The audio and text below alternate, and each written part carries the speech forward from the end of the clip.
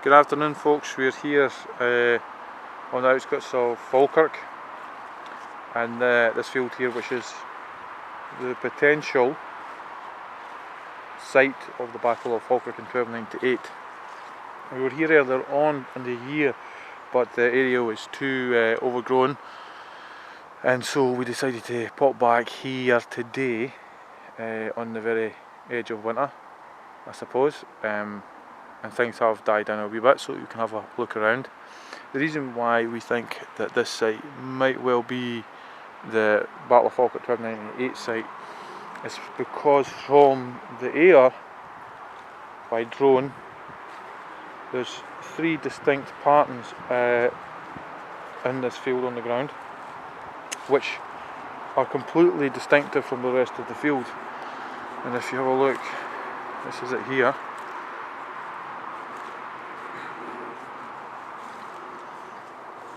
This is the field.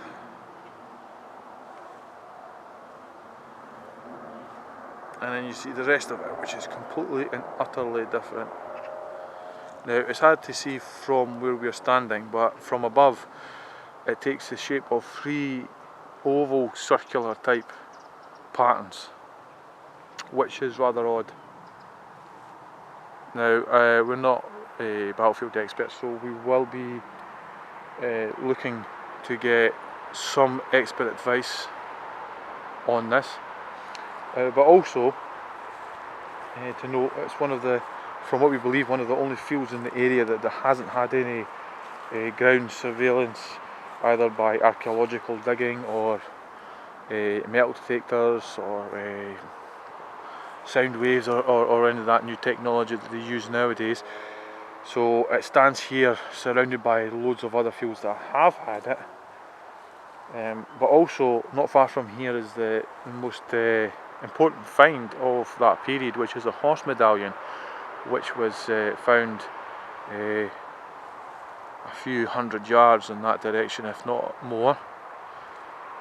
But it only indicates that Edward I's soldiers were in the area, and it was found not far away from the Roman road, so that really only indicates that they were here and they were on the road. And well, we know that already because they came to Falkirk and had a big battle, so we know that.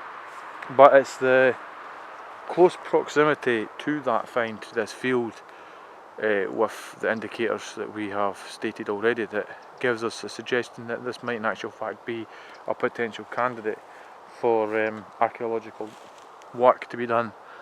But also, and like I say, I'm not a battlefield expert, but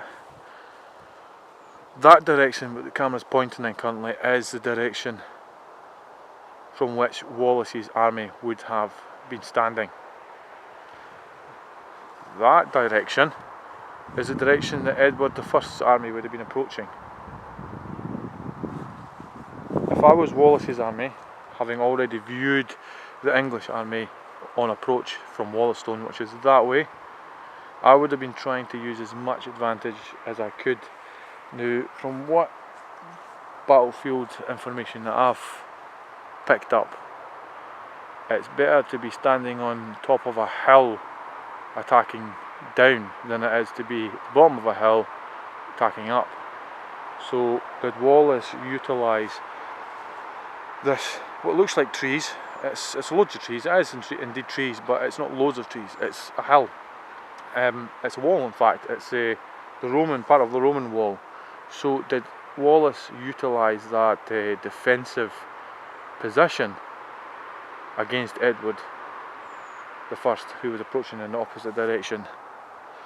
Now, bear in mind, Wallace is implementing a schiltrom design, horses against schiltroms, uphill, advantage placed fairly in Wallace's corner. But what's intrigued me, especially this year, was that quite a lot of people have said that Falkirk is built upon the battle site, that we'll never find it because Falkirk's built on it. But there's no evidence that I can find that suggests that anyone's ever found mass graves.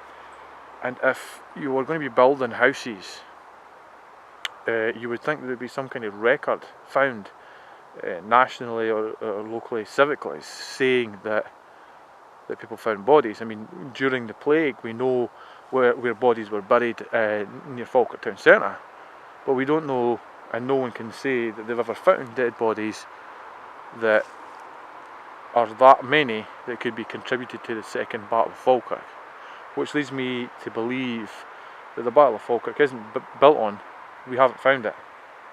That's what I think. So is this the Battle of Falkirk site? Is there Wallace's men buried here under these fields? I don't know.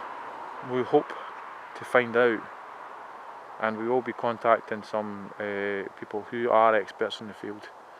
I believe the Society of William Wallace has tried to contact Tony Pollard to get his personal advice and what he thinks on the aerial footage and the footage that's been taken here earlier on this year, as to whether it's a good indicator of what we believe to be the Battle of Falkirk, or at least mass graves. But we can only hope to find out sooner rather than later.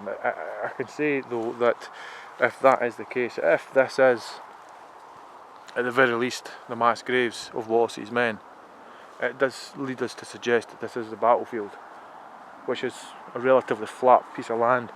And bearing in mind that I do understand that the topography of the land has changed dramatically since 1298, but if it is the site, for us locally that's monumental. We have found the site of Wallace's defeat, and it's something that